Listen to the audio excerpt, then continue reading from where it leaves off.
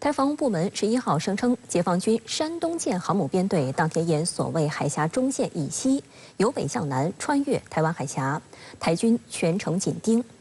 值得一提的是，山东舰编队自10月底通过巴士海峡进入西太平洋展开远航训练以来，它的行踪就一直备受关注，屡屡挑动台军和部分岛内绿媒的神经。 台防务部门11号表示，针对解放军山东舰航母编队此次穿越台湾海峡，台军利用联合情报监视侦察手段，绵密掌握海空域动态，并派遣了适当的力量监控应对。实际上，山东舰航母编队自10月底通过巴士海峡进入西太平洋展开远航训练以来，其行踪备受岛内关注。台防务部门上月9号通报称，山东舰编队自8号下午起，沿所谓海峡中线以西由南向北航行。 9号上午8时，经台湾北部海域持续朝北航行。岛内媒体称，这是山东舰首次在完成远海长航后未返回海南岛驻地，而是进入台湾海峡继续执行绕台航训。 值得一提的是，尽管台防务部门屡屡宣称密切掌握解放军动态，但外界质疑声不断。有台媒就披露，台军近来多次未能及时掌握解放军动态。例如9月中旬时，山东舰由日本冲绳南方的太平洋一路南下，穿越巴士海峡，但当时台军就浑然不知，直到日本防卫省公布消息后，才向上级提交报告。 深圳卫视注意到，台军此次紧盯山东舰编队动向的过程中，不乏美日身影。有台军方人员向岛内媒体透露，美军派遣了伯克级导弹驱逐舰杜威号在旁监控，而日本海上自卫队则派出了舰船进行监控。日本一方面呢是在积极配合美国，日本有自己的小九九，因为日本认为呢，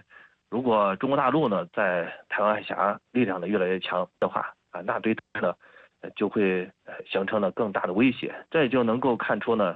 在台海问题上，日本和美国派出舰机对解放军相关活动呢进行跟踪监视，也会呢越来越密集。深圳卫视注意到，美国会参众两院公布的2024财年国防授权法案协调版本再次包含涉台消极内容。实际上，美国国会是反华重灾区，但今年的法案涉台消极内容不仅多，而且在军事方面变本加厉，写入包括为台军制定全面的培训、咨询与制度性能力建设计划，加强双方军队互操作性，鼓励军队信息共享，以及加强专业军事教育与文官对军队的控制等内容。 早就一直在讲了啦，可是一样不给你啊。比如说 F-16V 啊，还有鱼叉飞弹啊，对不对？那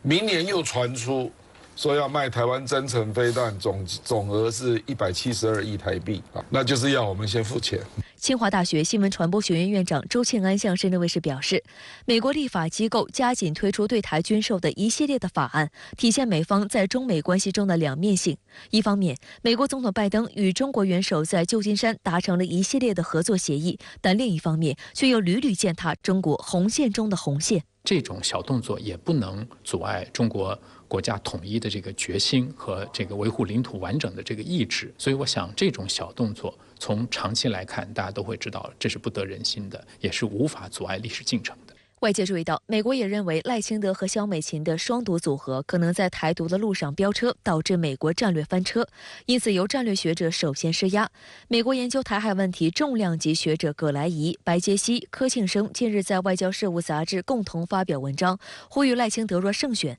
应考虑冻结台独党纲提案，缓和台海紧张局势。我们有句话叫"春江水暖鸭先知"，作为美国的这个著名的台湾问题专家。 他们实际上知道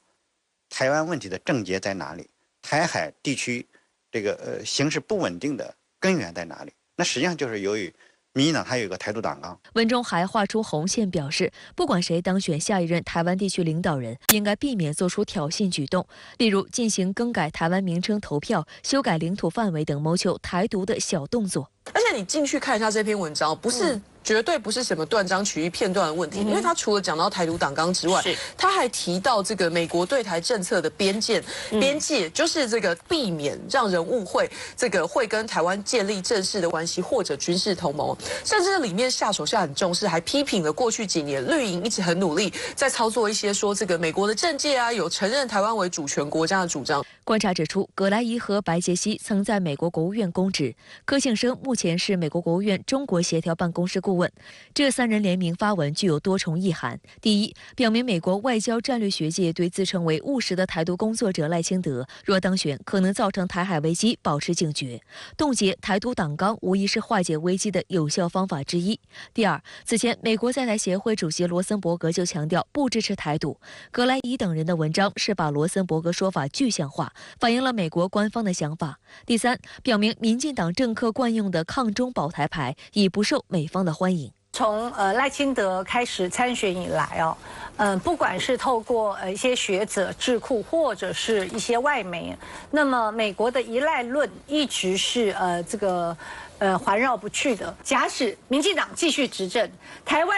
台海之间继续的紧绷，赖清德真的能够去 handle， 他能够去面对解决这样的问题吗？事实上，我们很多人不相信他，美国人也不够相信他。还有学者指出，美国不会放弃打台湾牌。美国乔治华盛顿大学教授罗伯特·萨特也在《外交事务》杂志发文表示，台湾地区领导人选举不太可能成为美国对台政策的转折点。